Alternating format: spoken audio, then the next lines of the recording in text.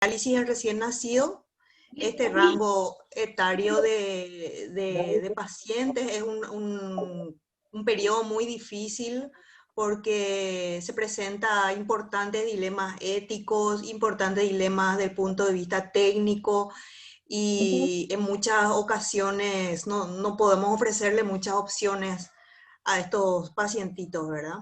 Pero también es algo que ha salvado también muchísimas vidas de bebés recién nacidos.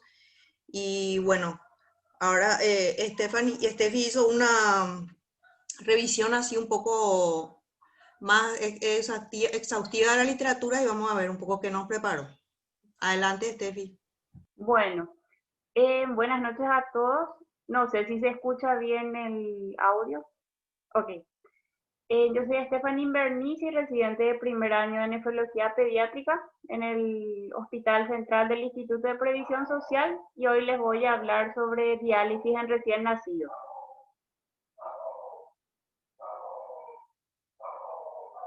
Tengo problemitas con mi diapositiva que no pasa.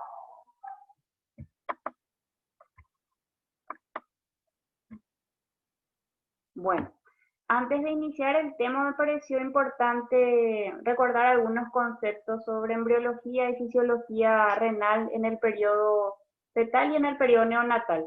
Con respecto a la embriología, sería interesante recordar que la nefrogénesis es un proceso que inicia en la cuarta semana de edad gestacional, final de tercera, inicio de la cuarta. Es un proceso que se da en dirección cefalocaudal y consta del desarrollo de 3 sistemas renales que son el pronefros, el mesonefros y el metanefros. El pronefros da lugar al conducto mesonéfrico o conducto de Wolff y que más adelante, ¿verdad?, da lugar al brote o yema ureteral del cual deriva todo el sistema colector, túbulos colectores, cálices menores y mayores, pelvis y uréteres. Y del metanefro deriva el blastema metanéfrico que da lugar a las nefronas, corpúsculo renal y sistema tubular. Con respecto al mesonefros, el mesonefro da lugar al sistema gonadal masculino y en la mujer involuciona totalmente. La nefrogénesis es un proceso que culmina entre las 34 a 36 semanas y da lugar a la formación de entre 700.000 a 1.000.000 de nefronas en cada riñón.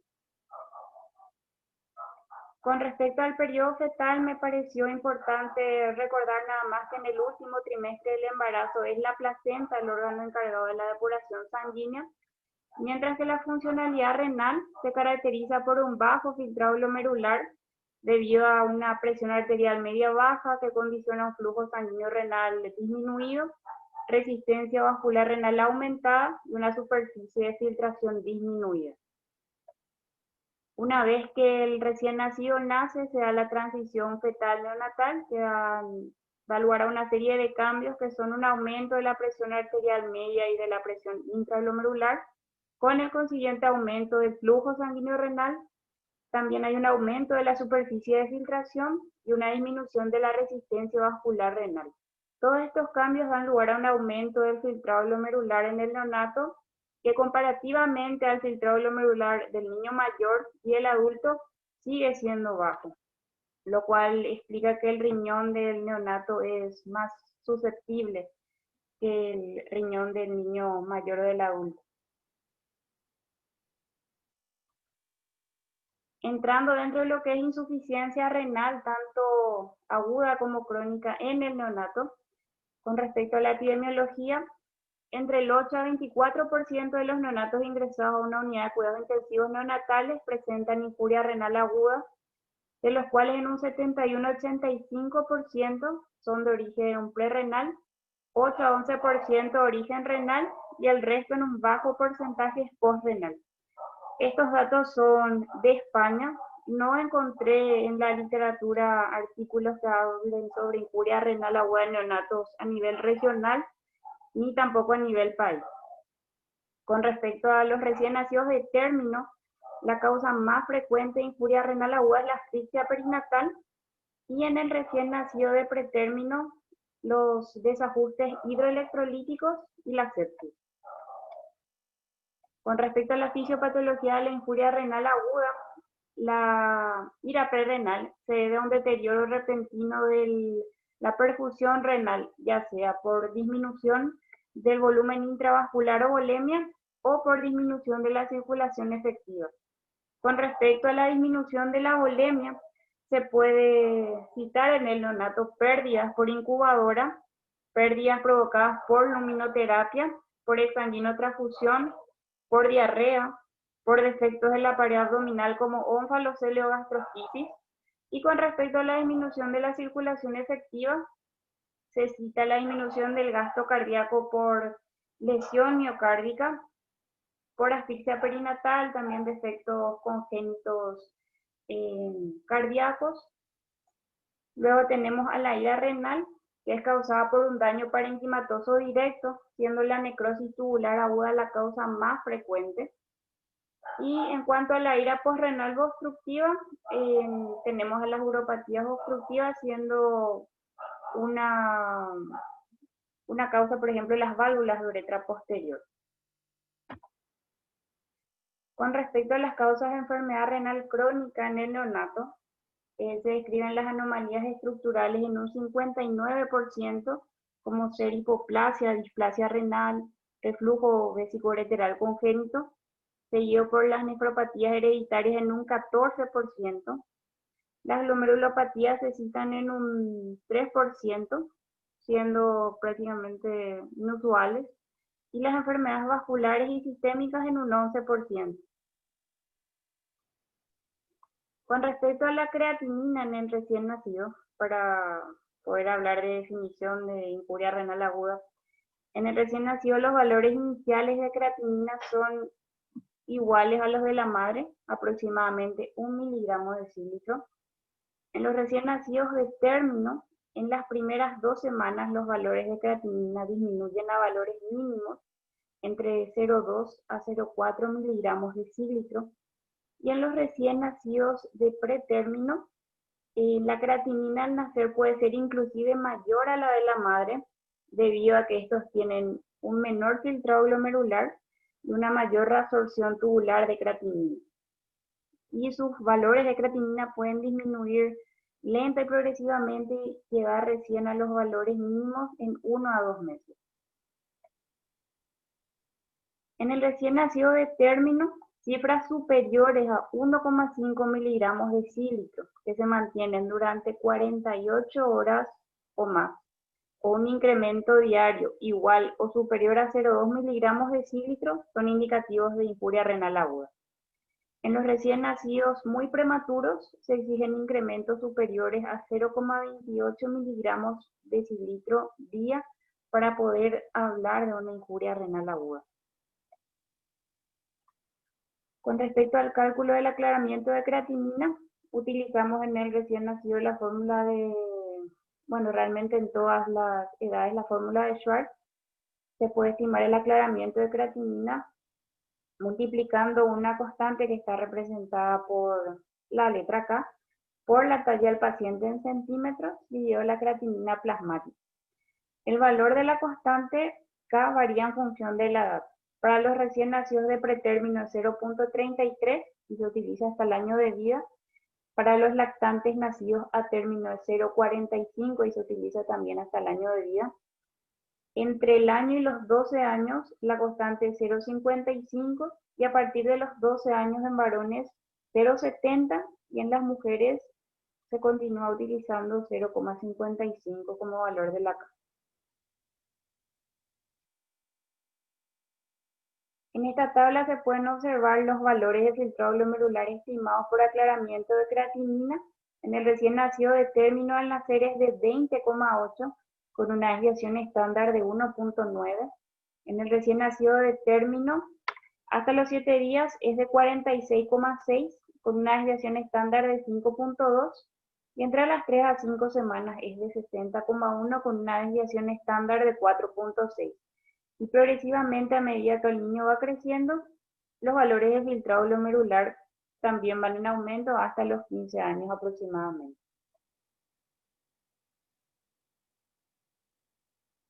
Bueno, ahora sí empezando a hablar de lo que es diálisis.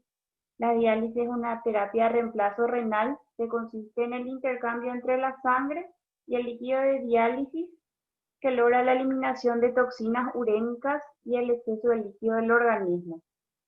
En todos los artículos que leí, al empezar a hablar de diálisis, se hace mucho énfasis en que la diálisis es una etapa transitoria antes de llegar al trasplante, y se menciona que el trasplante renal es la terapia de reemplazo renal de elección en la infancia, y que todo niño al iniciar diálisis, ya sea hemodiálisis o diálisis peritoneal, debe tener expectativa de trasplante en el futuro.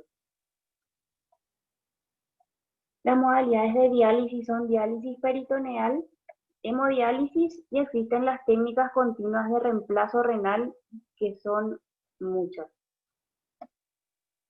Me pareció interesante hablar sobre los mecanismos de transporte de solutos transmembrana, porque en todas las modalidades de diálisis siempre van a haber dos compartimientos, una membrana semipermeable, que en el caso de la diálisis peritoneal sería el peritoneo, y en la hemodiálisis y en las técnicas continuas de reemplazo renal, el dializador biocompatible, que es artificial. Uno de los mecanismos de transporte es la difusión, en la cual los solutos se mueven por gradiente de concentración, del compartimiento de mayor concentración de solutos al de menor concentración, y por este mecanismo se mueven principalmente las moléculas pequeñas como la urea, la creatinina, la glucosa. El siguiente mecanismo es la ultrafiltración, a través del cual se mueve principalmente el agua libre de un compartimiento a otro, por acción ya sea la presión osmótica, o sea, los solutos, o por presión hidrostática de un líquido sobre uno de los lados de la membrana. Y la convección, que es el mecanismo de transporte a través del cual se mueven principalmente las moléculas grandes como la albúmina y las inmunoglobulinas, por acción de la presión hidrostática, o sea, por acción de un líquido a uno de los lados de la membrana.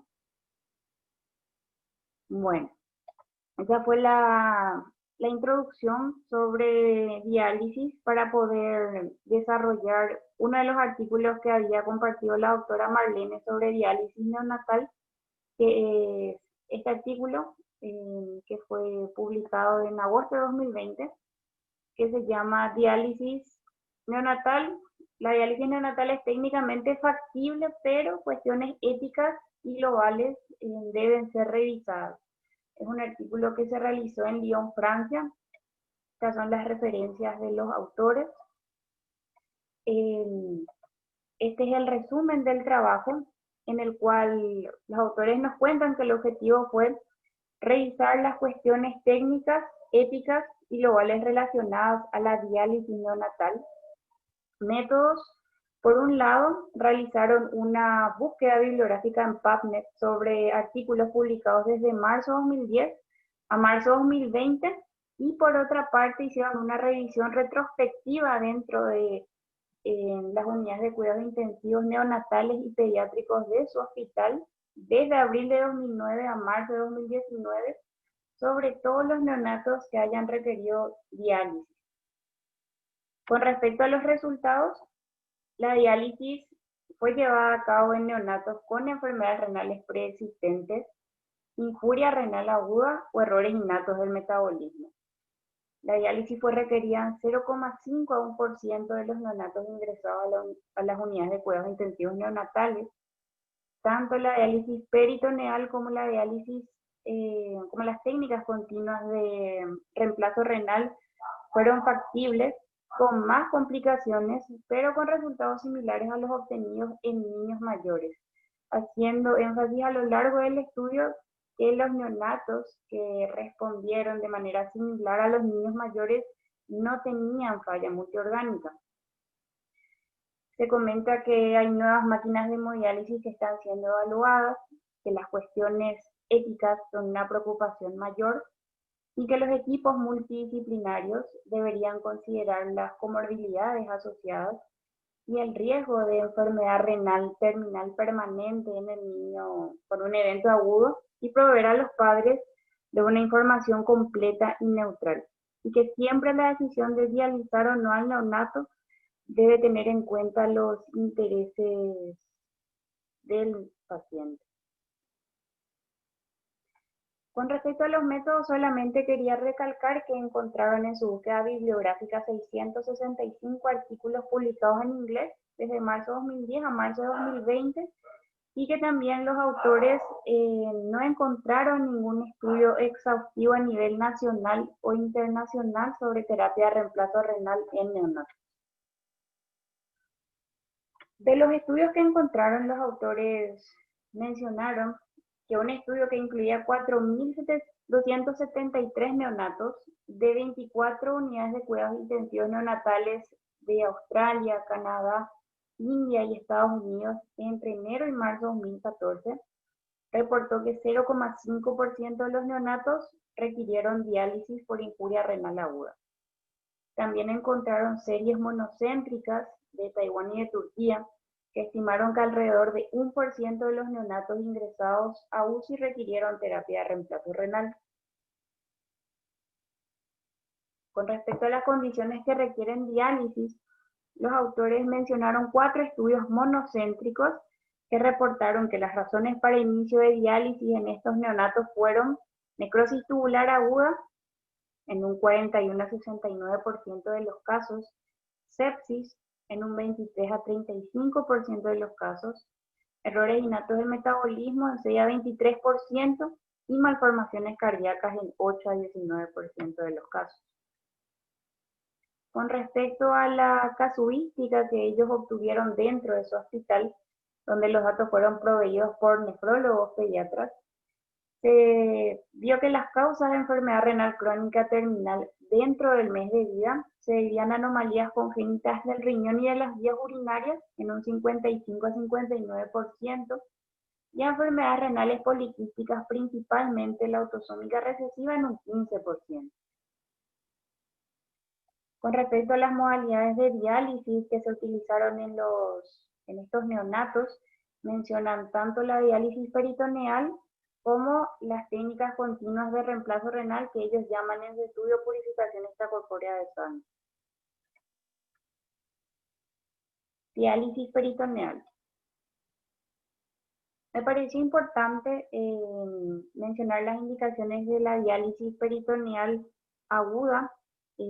Estos datos los tomé en un artículo de diálisis de urgencia de la Sociedad Española de Cuidados Intensivos Pediátricos, que son insuficiencia renal aguda, oliguanuria no obstructiva que no responde a diuréticos o fluidos, acidosis metabólica refractaria, hiperpotasemia, hiperfosfatemia, haciendo hincapié en que el descenso de los niveles de fósforo es lento a través de esta técnica, elevación persistente de urea y creatinina, síntomas de uremia como encefalopatía, pericarditis, hemorragia, intoxicación por sustancias dializables, errores innatos del metabolismo, neonatos con acceso vascular difícil, por ejemplo los pacientes que son multipunzados, postoperados de cirugía cardíaca cardiovascular en un paciente con peso menor a 10 kilos para el manejo de las fugas capilares y de la injuria renal aguda, pacientes con sobrecarga hídrica, también para mejorar la nutrición en pacientes con desbalance de líquidos, y se mencionaba también entre las indicaciones el síndrome urémico hemolítico y la lisis tumoral, que en nuestro medio no son tan frecuentes en los neonatos. Volviendo al trabajo, mencionan que en el 2003 el Grupo de Trabajo Europeo de Diálisis Pediátrica declaró que la diálisis peritoneal debería ser la modalidad de terapia de reemplazo renal crónica preferida para los neonatos. Los motivos para la elección de diálisis peritoneal son los siguientes. Los principales: preservar los accesos vasculares, disminución de las variaciones hemodinámicas del paciente, preservar el estado neurológico del neonato y la función renal residual. Otros motivos serían evitar el riesgo de anticoagulación y el riesgo de trombocitopenia debido al consumo de plaquetas, ya sea por parte del dializador o como efecto colateral de la heparina. También se menciona un menor riesgo de inmunización contra antígenos leucocitarios humanos luego de transfusiones de sangre, esto siempre previendo un futuro trasplante en el niño. Y estas son las recomendaciones para diálisis peritoneal crónica del Grupo de Trabajo Europeo para Diálisis Pediátrica que se mencionan en el trabajo.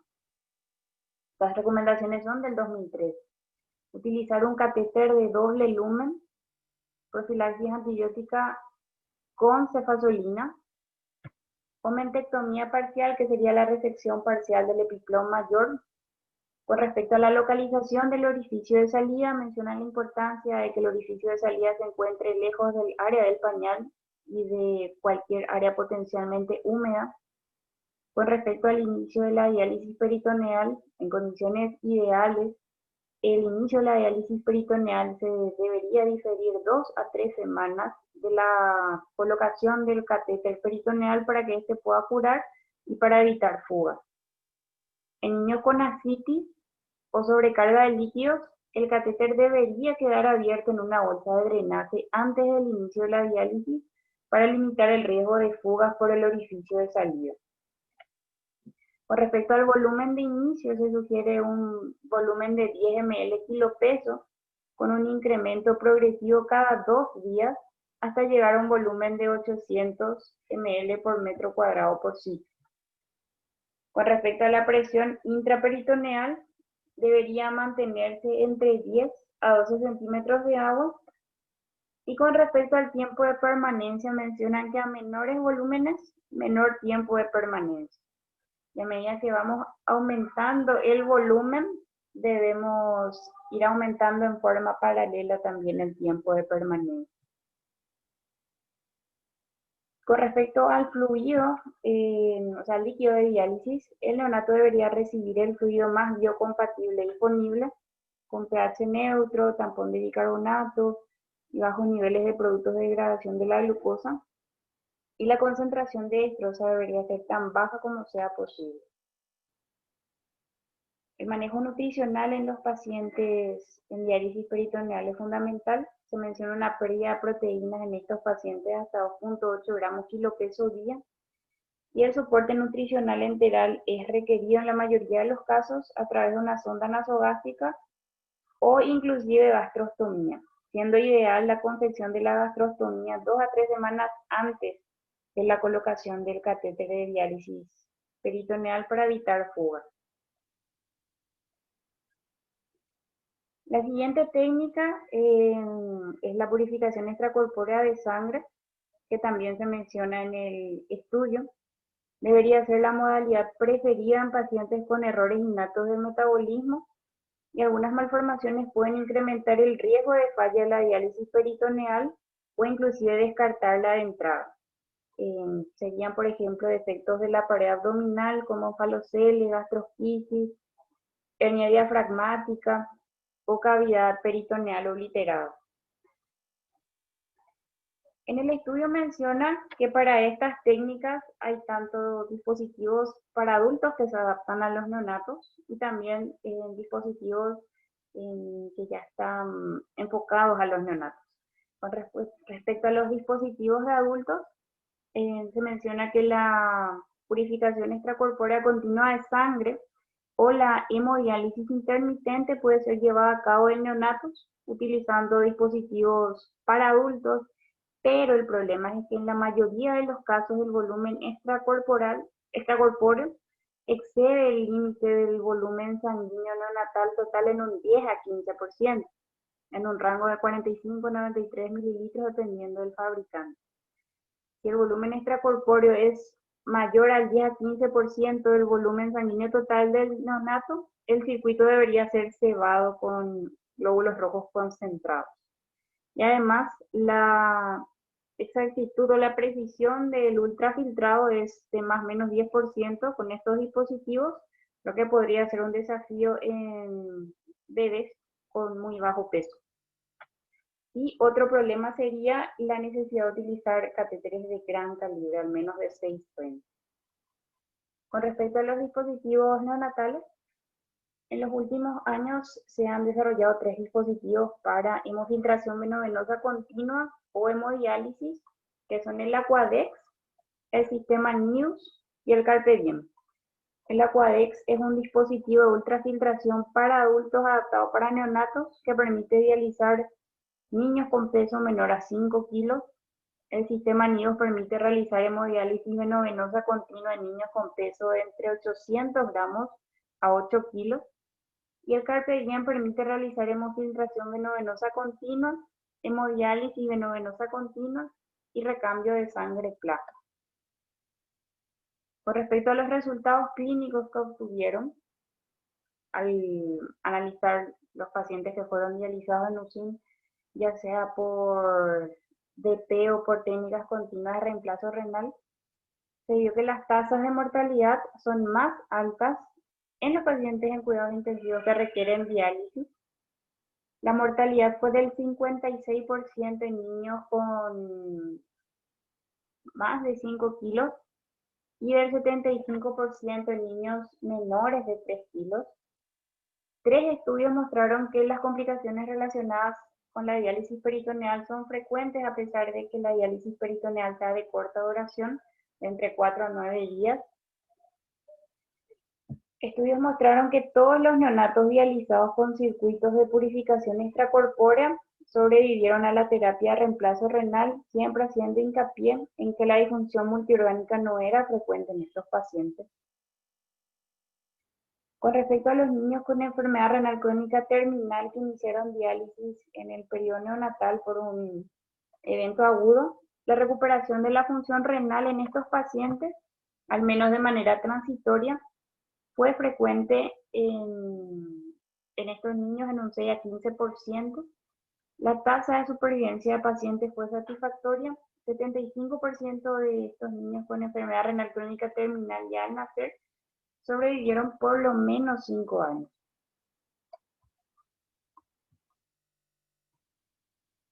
Se vio que una edad más temprana al inicio de la terapia de reemplazo renal fue un factor de riesgo de muerte significativo. Este riesgo disminuye en un 5% por cada mes de vida de los neonatos. Los episodios de peritonitis han sido más frecuentes en aquellos niños que iniciaron diálisis antes del mes de vida en comparación a aquellos que iniciaron después del mes de vida.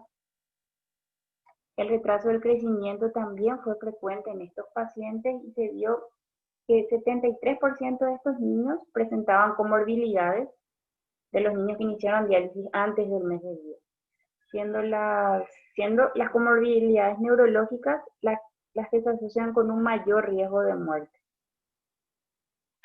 Cuando la enfermedad renal crónica severa inicia en la infancia, se asocia con una menor calidad de vida del paciente en la adultez en comparación con la población adulta en general. Y con respecto a las consideraciones médicas y éticas, las indicaciones para terapia de reemplazo renal pueden ser anormalidades electrolíticas resistentes al tratamiento médico, sobrecarga de líquidos de más de 10 a 20% de la volemia del paciente, inhabilidad para nutrición o imposibilidad para nutrición adecuada y para mantener un buen crecimiento y desarrollo, y o acidosis refractaria, y también hiperamonemia refractaria tras 4 horas de tratamiento médico de emergencia. Y con respecto a las consideraciones éticas, en todo el estudio se hace mucho énfasis en la importancia del asesoramiento prenatal para los padres.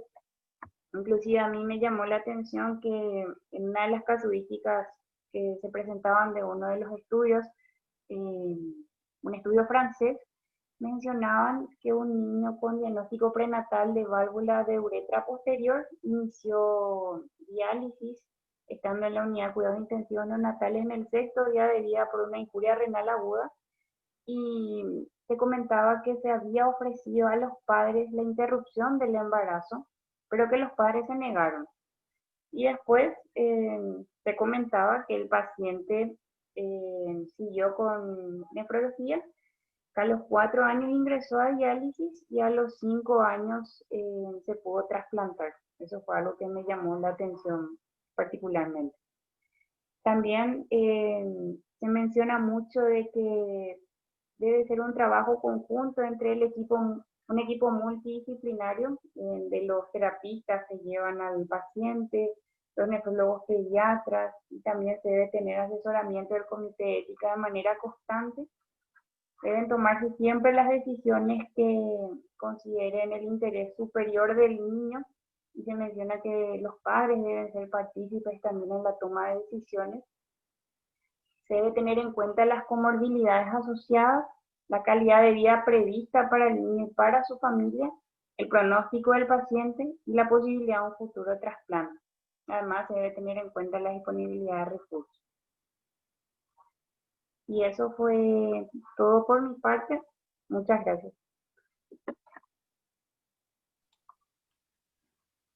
¿Puedo comentar, Marlene? Sí, adelante.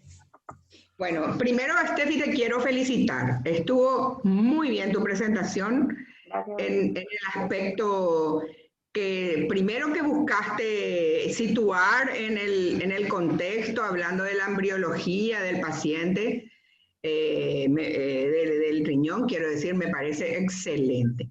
Hay algunas cosas que te quiero decir. La fórmula de Schwartz se modificó en el 2009.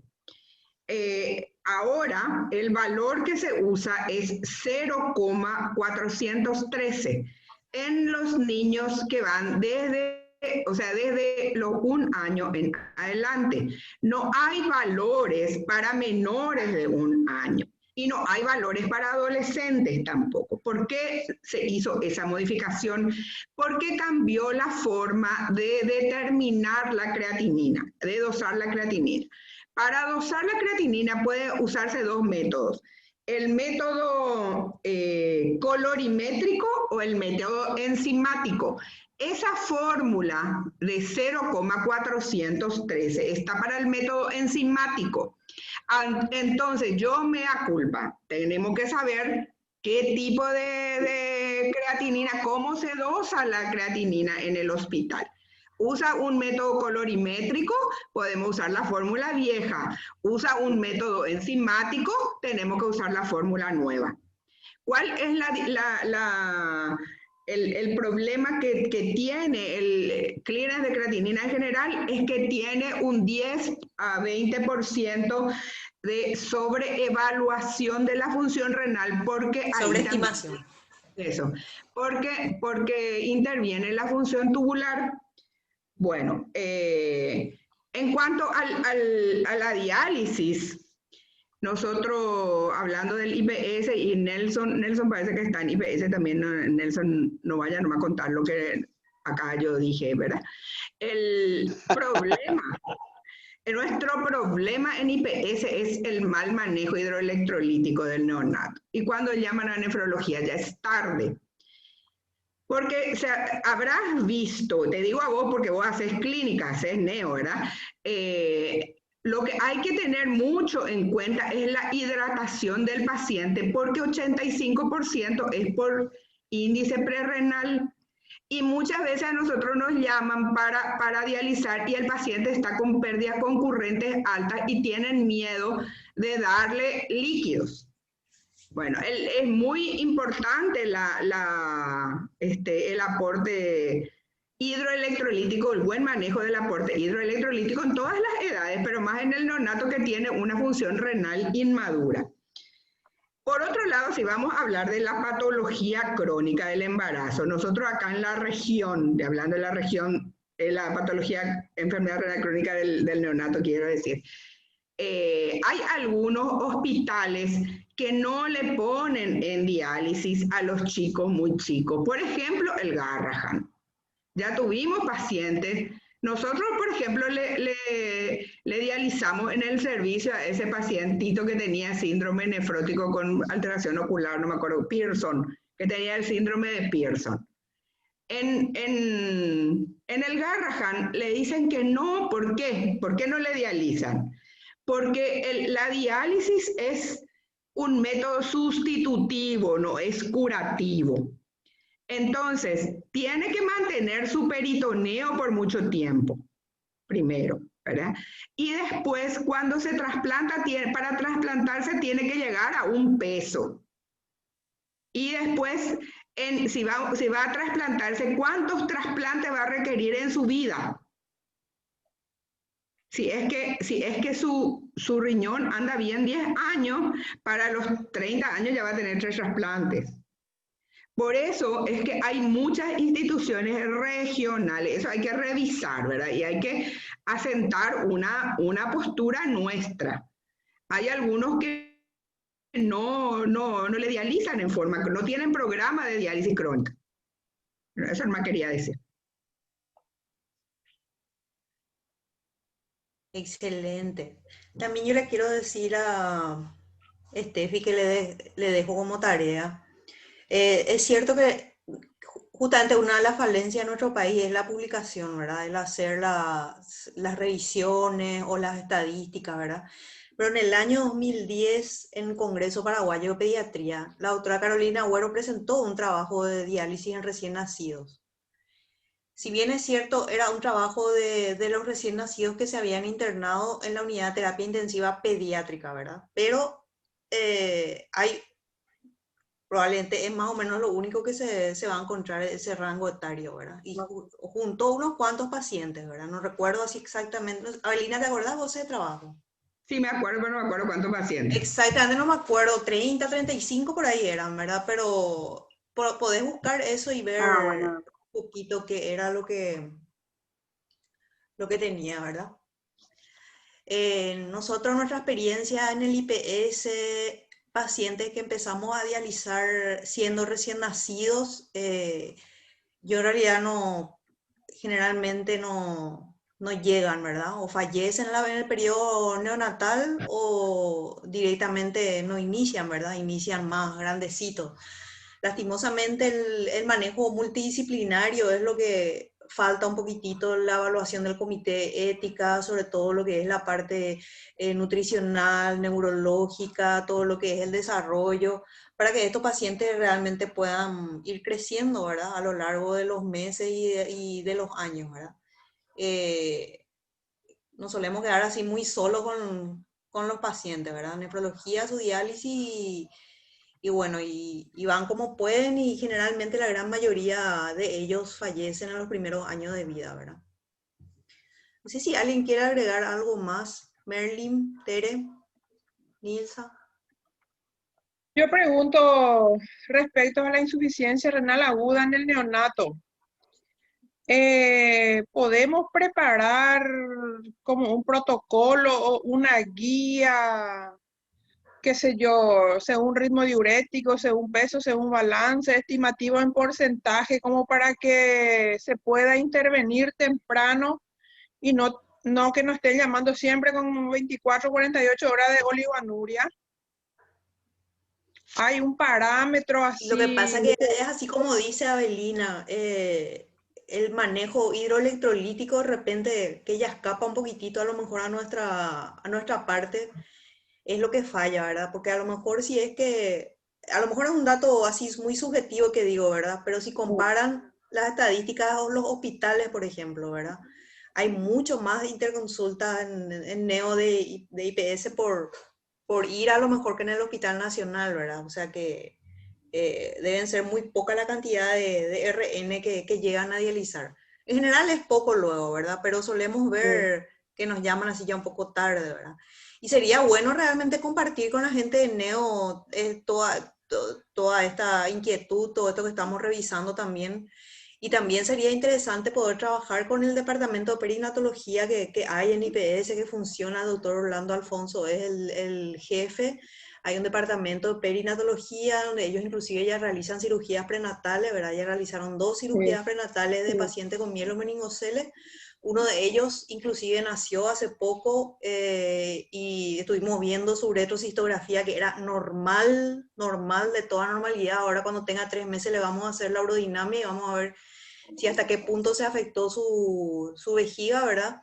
Pero sería interesante también, alguna vez también ya hicimos lo que eran los parámetros de la hidronefrosis en fetal, ¿verdad? Pero faltó un poquitito a lo mejor compartir con la gente de perinato y poder a lo mejor ya tenerle en cuenta o por lo menos una consulta que hagan los familiares ya prenatal o tener con la gente del neo así algún tipo de conocimiento cuando nacen, ¿verdad? Sí. Porque no, es común encontrar a veces interconsulta donde te llaman el paciente orinando, ¿verdad? Y dice 150, 180 de urea, creatinina 2 y el paciente vuelve, mira, ahí está espléndido, prerrenal es, ¿verdad? Esos Sí, casos lo por que lo menos. pasa es que el neonato también tiene una línea muy delgada, ¿verdad? Esos son pacientes Sí, que hay que mantenerle nomás luego un poco seco, desde que nacen, o sea, realmente es un poco complicado luego el manejo del neonato. Doctor Nelson, lo que no le salude. El doctor es neonatólogo. Hola doctora, Hola, ¿qué tal? doctor. Sí, estoy trabajando en la USIM. ¿De IPS? No, no dijimos. Y IPS estoy COVID y en el Nacional, en la Bien. USIM propiamente dicha. Sí. ¿Cuál es tu experiencia, doctor, con respecto a los pacientitos que requieren diálisis? Más o menos ustedes ya saben quiénes van a ir mal, qué tipo de diagnósticos. Y generalmente los pacientes asfixiados son los que más problemas tenemos en cuanto a la insuficiencia renal. Porque son pacientes que su condición misma de asfixia es luego uno de los componentes de complicación, ahora hay más todavía con las restricciones hídricas que se hacen en ese tipo de pacientes. Y bueno, es realmente difícil. Además están los otros pacientes cardiópatas, por ejemplo, conductos, prematuros conductos, que también tenés que hacerle restricciones hídricas y ya se ve muy temprano las complicaciones propiamente dichas. Es como muy delgada la línea, ¿verdad? sí, Sí, Entre... sí, sí. Así mismo, por ejemplo, a un paciente asfíctico no le podés liberar tantos líquidos porque al liberarle los líquidos, los radicales libres que se producen por reperfusión, eh, produce cierto daño neurológico, entonces tenés que restringirle, no te da mucha libertad margen. sí, para liberarle, entonces es complicadito, realmente. Merlin, Nilsa, Fabi, Vito, ya también Nidia. Yo lo ¿Algún que quería comentario? preguntar es que leí un trabajo, ¿verdad? Y que mencionaba algunos criterios así específicos como para iniciar de forma más temprana y precoz el inicio de la diálisis. Pacientes que están con sobrecarga, ¿verdad? Cuando sobrepase más de un cierto porcentaje X, ¿verdad? Del volumen total, porque se sabe que la sobrecarga es un predictor de mal pronóstico, ¿verdad? Que aumenta la mortalidad. Y, y entonces iniciar de forma más precoz la diálisis porque eso también acorta el tiempo de internación de estos pacientes y mejora su recuperación. Y que más o menos eso es lo que deberíamos de implementar también en estos pacientes, ¿verdad? Pero mencionaba, aparte de la sobrecarga, otros criterios más. Yo hice ahí en IPS el miércoles, te voy a mostrar, hice un recuento de todos los pacientes que dializamos el año pasado. Ah, bueno, Este año me faltaría actualizar. Eh, Puse así las causas y qué sé yo, los pacientes que fallecieron o los que avanzaron. Vamos a juntar un poco eso y vamos a juntar eso. Espera un ratito. Vamos a juntar un poco de eso y vamos a compartir ahí en el grupo. bueno. La Santino dice. Bueno, ¿alguien más?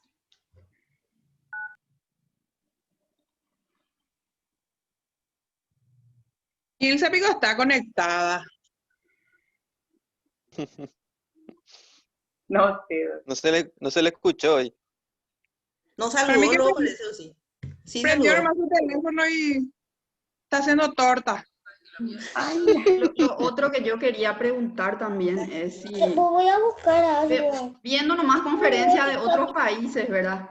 Si es que nosotros estamos medio muy lejos, ¿verdad? No tenemos cicladora y no tenemos también esas máquinas de terapia de reemplazo renal continua, que para nosotros es medio muy abstracto cuando leemos y cuando estudiamos, porque no tenemos pues la máquina. Creo que la doctora Belina fue la única que dializó así un paciente más pequeño, no recuerdo cuántos kilos tenía ese paciente en la terapia del Hospital Nacional. 3,8 kilos tenía. Fue la única vez que se hizo filtración arteriovenosa en el Paraguay, porque cuando eso el INN traía filtros, pero era un filtro de 0,3 metros cuadrados, muy arriesgado. No teníamos el aparato para hacer la hemofiltración arteriovenosa continua, y fue artesanal realmente, fue utilizando el corazón como bomba y alzando y bajando la bolsa de drenaje para aumentar o disminuir la ultrafiltración. Ese paciente salió bien, creo que era un cardiópata, no recuerdo ya el caso, pero eso ha evolucionado muchísimo.